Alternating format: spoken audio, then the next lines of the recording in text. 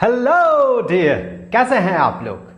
आप सभी को पता है कि जब एक बैटरी के साथ या एक्सटर्नल वोल्टेज सोर्स कहें, इसके साथ अगर हम एक रेजिस्टर को जोड़ देते हैं, सपोज ये एक रेजिस्टर है, तो इस रेजिस्टर को इस तरह से हमने इसके नेगेटिव टर्मिनल से और इसके पॉजिटिव टर्मिनल से जब जोड़ दिया तो इस रेजिस्टर से करंट फ्लो करता है।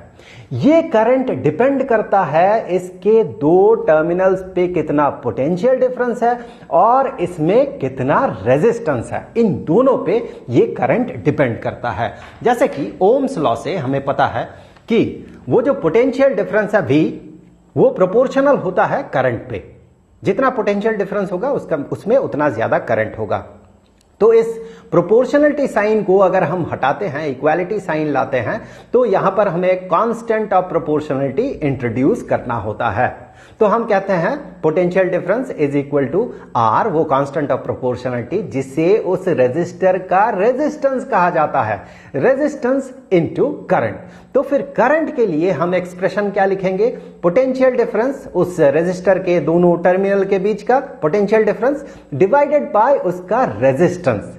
तो यहां से I और R को अगर आप देखें तो आप ये पाएंगे कि एक रेजिस्टर का रेजिस्टेंस और उसके थ्रू फ्लो किया हुआ करंट, ये दोनों इनवर्सली प्रोपोर्शनल होगा जब हम वोल्टेज को कांस्टेंट रखते हैं। तो मतलब एक सेम पोटेंशियल डिफरेंस में अगर हम अलग अलग रेजिस्टर्स लगाएं तो फिर जिसका रेजिस्टेंस ज्यादा होगा उससे करंट कम फ्लो करेगा, जिसका रेजिस्टेंस कम होगा उससे ज्यादा करंट फ्लो करेगा। ये आपको पता है।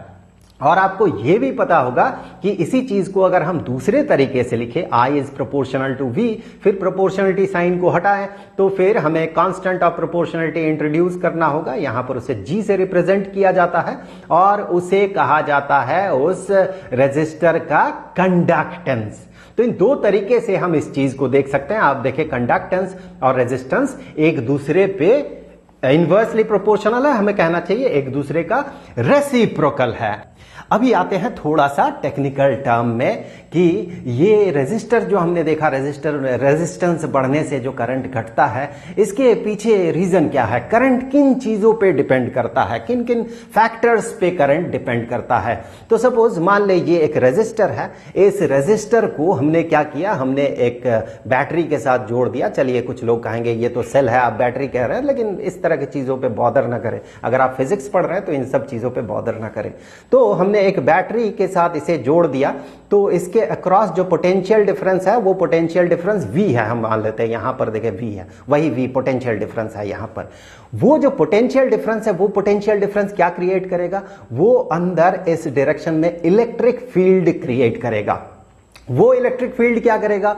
वो इलेक्ट्रिक फील्ड उसके ऑपोजिट डायरेक्शन में क्या करेगा? वो इन फ्री इलेक्ट्रॉन्स को, ये सारे डॉट्स जो है ये फ्री इलेक्ट्रॉन्स है, उन फ्री इलेक्ट्रॉन्स को ड्रिफ्ट करवाएगा। इस डायरेक्शन में इलेक्ट्रॉन्स जो है वो ड्रिफ्ट करेगा, इलेक्ट्रिक फील्ड के ऑपोजिट डायरेक्शन में वो ड्रिफ्टेड होगा। और करंट क्या है?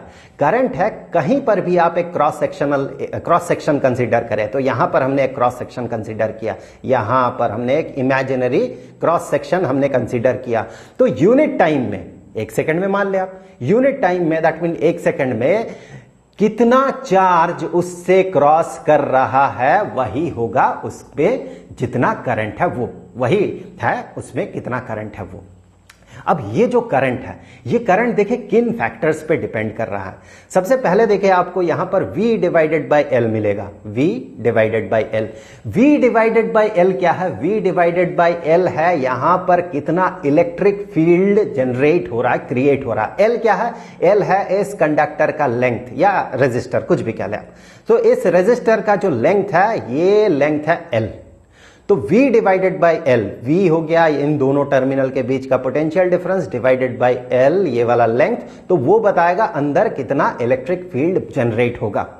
तो देखिए, करंट किस चीज पे डिपेंड करेगा? करंट है एक क्रॉस सेक्शन से कितना इलेक्ट्रॉन यहां पार हो रहा है। चलिए, इलेक्ट्रॉन इस डायरेक्शन में पार होगा, कितना चार्ज यहां से पार हो रहा है, दैट इज करंट। वैसे इलेक्ट्रॉनिक करंट और कन्वेंशनल करंट का डायरेक्शन अपोजिट होता है, इन सब चीजों पे बॉदर न करें, ये जस्ट आप एक बार ध्यान लगा लें कि इलेक्ट्रॉनिक करंट जिस डायरेक्शन में उसके अपोजिट डायरेक्शन में कन्वेंशनल करंट माना जाता है, क्योंकि करंट को जब डिफाइन किया गया था तब कोई आइडिया नहीं था कि इलेक्ट्रॉन का फ्लो करंट होता है, इसीलिए ये जो मिसमैच है इसीलिए आता है। तो इलेक्ट्रिक फील्ड का काम क्या है? इलेक्ट्रिक फील्ड जितना ज्यादा होगा उतना तेजी से इलेक्ट्रॉन मूव करेगा, मतलब वो करंट को बढ़ाएगा, इसीलिए करंट पे डायरेक्टली प्रोपोर्शनल होगा इलेक्ट्रिक फील्ड। इलेक्ट्रिक फील्ड ज्यादा मतलब करंट ज्यादा होगा, इसीलिए करंट के साथ आप देखें V डिवाइडेड बाय L जो कि इलेक्ट्रिक फील्ड है उसके साथ डायरेक्टली प्रोपोर्शनल है। अब देखें N क्या है? N है number of free electrons in unit volume, per unit volume. इसका मतलब क्या होगा? करंट जो ये N पे डायरेक्टली प्रोपोर्शनल होगा, मतलब N बढ़ाने से करंट बढ़ रहा, ऐसा क्यों है? क्योंकि number of free electrons per unit volume जितना ज्यादा होगा, मतलब फ्री इलेक्ट्रॉन का डेंसिटी जितना ज्यादा होगा, आप देखिए उतना ज्यादा number of free electron move करेगा ना। That mean A cross section से यूनिट टाइम में ज्यादा से ज्यादा फ्री इलेक्ट्रॉन क्रॉस करेगा। यहां मान ले अभी अगर मैंने तो गिना नहीं है, 1 2 3 4 5 6 7 8 9 10 11 12 13 14 15 16 आई थिंक, हाँ 16 मैंने ड्रॉ किया है, तो 16 फ्री इलेक्ट्रॉन्स है। तो इस क्रॉस सेक्शन को मान ले 1 सेकंड में 4 फ्री इलेक्ट्रॉन पास कर रहा। इसका डेंसिटी को अगर डबल कर दे, 32 कर दे यहां पर डॉट, तो क्या होगा? देखिए यूनिट टाइम में यहां से क्रॉस करेगा दुगना नंबर ऑफ फ्री इलेक्ट्रॉन्स। तो दुगना नंबर ऑफ इलेक्ट्रॉन पास करेगा मतलब दुगना नंबर ऑफ चार्ज, या दुगना चार्ज पास करेगा मतलब करंट डबल हो गया।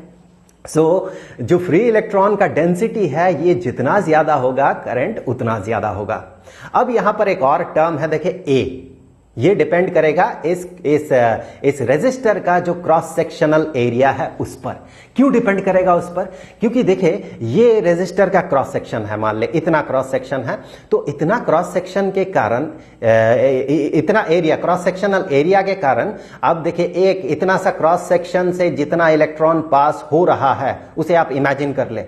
अब उसी स्पीड से अगर इलेक्ट्रॉन फ्लो करे, लेकिन इस कंडक्टर का विड्थ को आप बढ़ा दे, ये क्रॉस सेक्शनल एरिया जो है, ये क्रॉस सेक्शनल एरिया अगर डबल हो जाए, मोटा हो जाए ये रेजिस्टर, तो क्या होगा? देखें तो इतना इलेक्ट्रॉन तो पास होगा ही इस वाले वॉल्यूम के लिए। अगर वॉल्यूम ज्यादा हो तो और भी तो फ्री इलेक्ट्रॉन इस रीजन में होगा, इसके बाहर इसे अगर हम मोटा कर दें तो और ज्यादा फ्री इलेक्ट्रॉन वहां पर रहेगा ना, तो ज्यादा से ज्यादा फ्री इलेक्ट्रॉन एक क्रॉस सेक्शन को क्रॉस करेगा। इसका मतलब जैसे ही हम क्रॉस सेक्शनल एरिया को बढ़ा रहे हैं वैसे ही क्या हो रहा है? वैसे ही नंबर ऑफ इलेक्ट्रॉन क्रॉस करना बढ़ रहा, मतलब करंट इंक्रीज कर रहा है।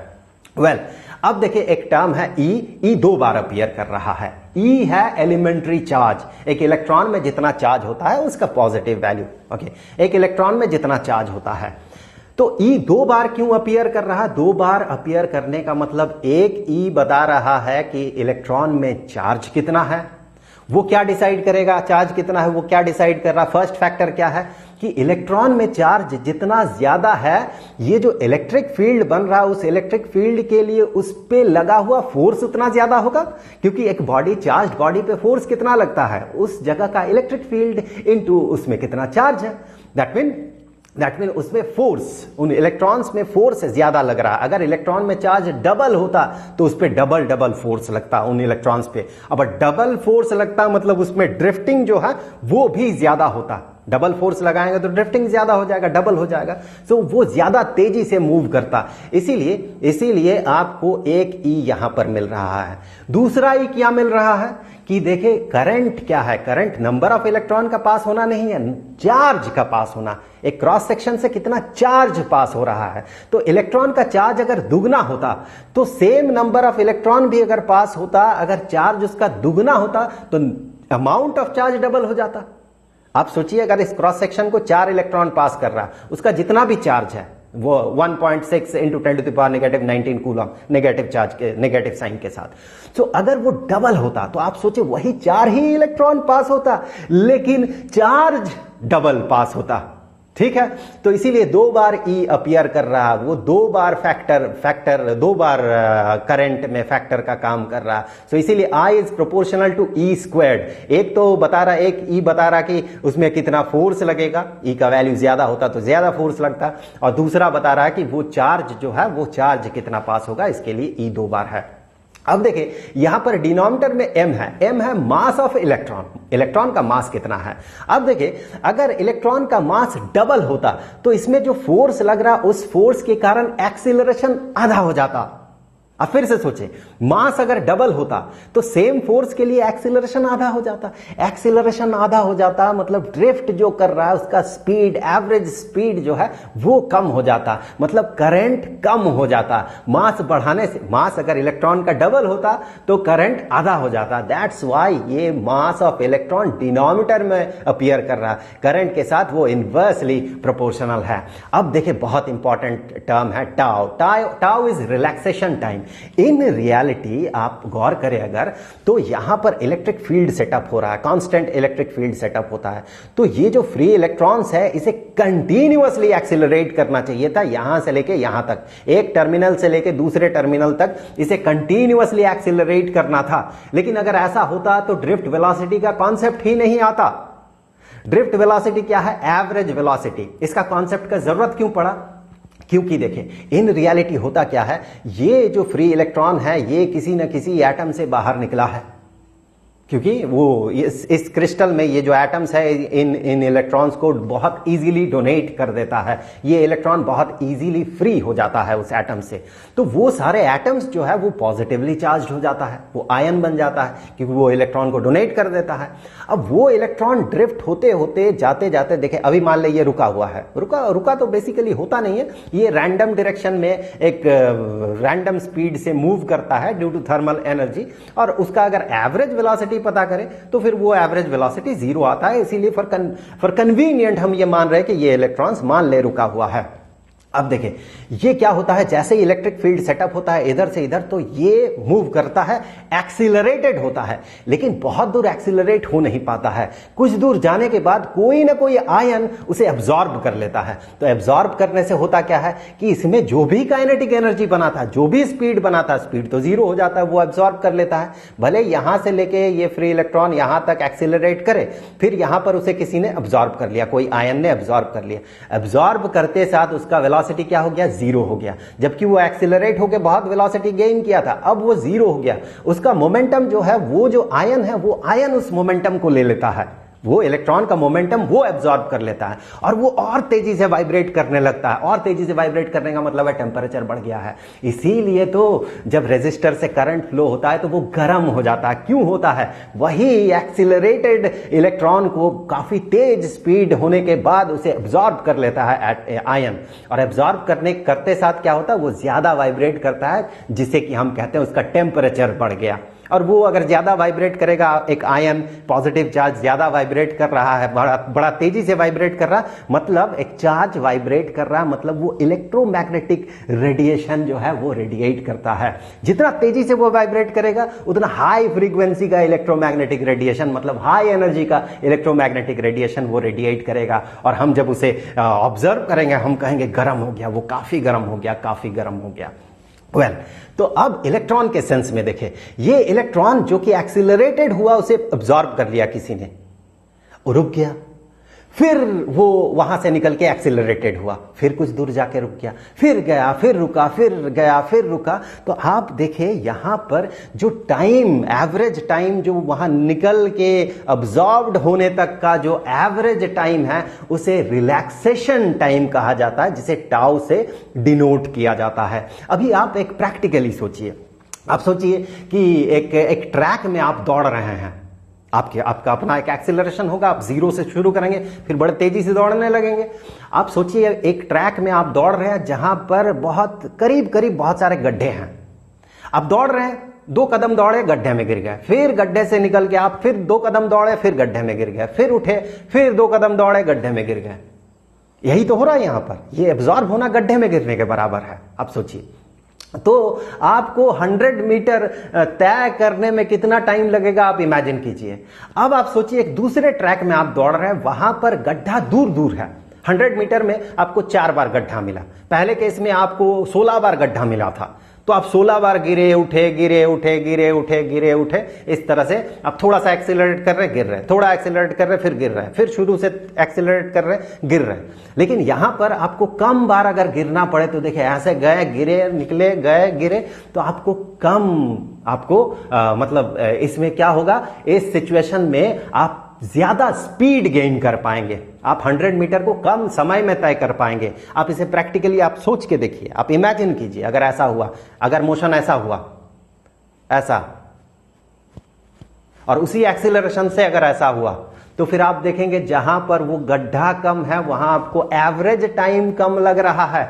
तो रिलैक्सेशन टाइम जितना ज्यादा होगा, मतलब जितना देर बाद वो गड्ढा मिलेगा या एब्जॉर्प्शन होगा, उतना उसका ड्रिफ्ट वेलोसिटी ज्यादा होगा, एवरेज वेलोसिटी उसका उतना ज्यादा होगा। मतलब टाउ के बढ़ते साथ इन इलेक्ट्रॉन्स का एवरेज वेलोसिटी बढ़ जाएगा। एवरेज वेलोसिटी बढ़ेगा मतलब करंट बढ़ेगा, इसीलिए टाउ भी करंट पे डायरेक्टली प्रोपोर्शनल है। तो करंट का जो ओरिजिनल रिलेशन निकलेगा बाकी टर्म्स के साथ, तो वो ये है, इलेक्ट्रिक करंट और बाकी जो टर्म्स है उसके बीच का ये रिलेशन है। अब अगर यहां से हम थोड़ा आगे बढ़ते हैं तो आप यहां पर देखें, यहां से आगे बढ़ते साथ हमने देखा था I is equal to V divided by R. तो इसे और इसे मिला के आप आर रेजिस्टेंस के लिए एक इक्वेशन बना सकते हैं, वो इक्वेशन है ये वाला, और कंडक्टेंस के लिए एक इक्वेशन बना सकते हैं, वो इक्वेशन होगा ये वाला। तो इन दोनों में देखें एक दूसरे का ये रेसिप्रोकल है, होना भी चाहिए। थोड़ी देर पहले हमने इसी पे बात किया है कि एक दूसरे का रेसिप्रोकल है ये। अब आप गौर करें, ये जो टर्म है जो कि रेजिस्टर का रेजिस्टेंस बता रहा है, ये टर्म जितना बड़ा होगा करंट उतना कम होगा। आप देखें मास बढ़ेगा अगर इलेक्ट्रॉन का, वैसे तो इलेक्ट्रॉन का मास बढ़ेगा नहीं, अगर डबल होता तो करंट कम हो जाता क्योंकि उसमें एक्सीलरेशन कम होता। लेंथ ज्यादा हुआ कंडक्टर का तो क्या होगा, जो अंदर इलेक्ट्रिक फील्ड सेटअप होगा which is V divided by L, वो कम हो जाएगा। L बढ़ते साथ इलेक्ट्रिक फील्ड कम हो जाएगा, एक्सीलरेशन कम हो जाएगा, ड्रिफ्ट वेलोसिटी कम हो जाएगा, करंट कम हो जाएगा। मतलब ये रेजिस्टेंस उसका बढ़ जाएगा। वैसे भी आप आगे चल के पढ़ेंगे, रेजिस्टेंस एक कंडक्टर का वो उसके लेंथ पे डायरेक्टली प्रोपोर्शनल होता है। रीजन अभी आप समझ रहे होंगे क्यों। और फिर यहां पर देखें n है, obviously number of free electrons अगर बहुत ज्यादा होगा तो करंट ज्यादा होगा। नंबर ऑफ फ्री इलेक्ट्रॉन ज्यादा होने से करंट ज्यादा होगा, तो रेजिस्टेंस जो है उसका कम होगा क्योंकि करंट और रेजिस्टेंस इनवर्सली प्रोपोर्शनल है। तो इस तरह से आप इस रिलेशन को आप समझ सकते हैं कि रेजिस्टेंस जो है, प्रैक्टिकली जो है रेजिस्टेंस, ये जो एक्सप्रेशन है, इस एक्सप्रेशन का नाम है रेजिस्टेंस। ये एक्सप्रेशन बता रहा है कि कितना ज्यादा, माफ कीजिएगा, कितना कम करंट जनरेट होगा उस कंडक्टर में, उस रेजिस्टर में। तो बेसिकली जो रेजिस्टेंस है, उस रेजिस्टेंस का मतलब ही यही है। इस रिलेशन को भी आप ध्यान से देख ले। वैसे अगर आप चाहें तो हम लोग इस पे एक बार हम लोग डिटेल्स में बात कर सकते हैं। इसे हम लोग डिराइव कर सकते हैं एक वीडियो में, एक सिंगल वीडियो में हम लोग पूरा का पूरा ये जो टर्म है इसे हम डिराइव कर सकते हैं। तो वो अगर ऐसा आपको लगता है तो आप कॉमेंट करके जरूर बताएं। तो बेसिकली आप देखें, करंट बेसिकली इन सब चीजों पे डिपेंडेंट है और उसी को देखने का एक नजरिया, समझने का एक नजरिया रेजिस्टेंस है। रेजिस्टेंस के साथ आप इस टर्म को एसोसिएट कर दें और उसी चीज को देखने का एक और नजरिया है कंडक्टेंस। तो फिर कंडक्टेंस के साथ आप इस टर्म को आप एसोसिएट कर दें। तो बेसिकली जैसे हम लोग बात कर रहे थे, फंडामेंटली जो है रेजिस्टेंस ये बताता है कि उस रेजिस्टर से कितना करंट फ्लो होगा। ऐसा नहीं है कि वो करंट को रोकते जाएगा तो यहां करंट एक होगा, वहां करंट दूसरा होगा, फिर घटते जाएगा घटते जाएगा घटते जाएगा, ऐसा नहीं है। करंट सेम होगा लेकिन कितना होगा वो डिसाइड करेगा उस रेजिस्टर का रेजिस्टेंस। तो उम्मीद है कि वीडियो आपके लिए हेल्पफुल रहा होगा। अगर आप फीडबैक दे तो बहुत अच्छा लगेगा, मुझे आपके फीडबैक का इंतजार रहेगा। तो जल्द मिलते हैं अगले वीडियो में, तब तक के लिए खुश रहें। Good bye.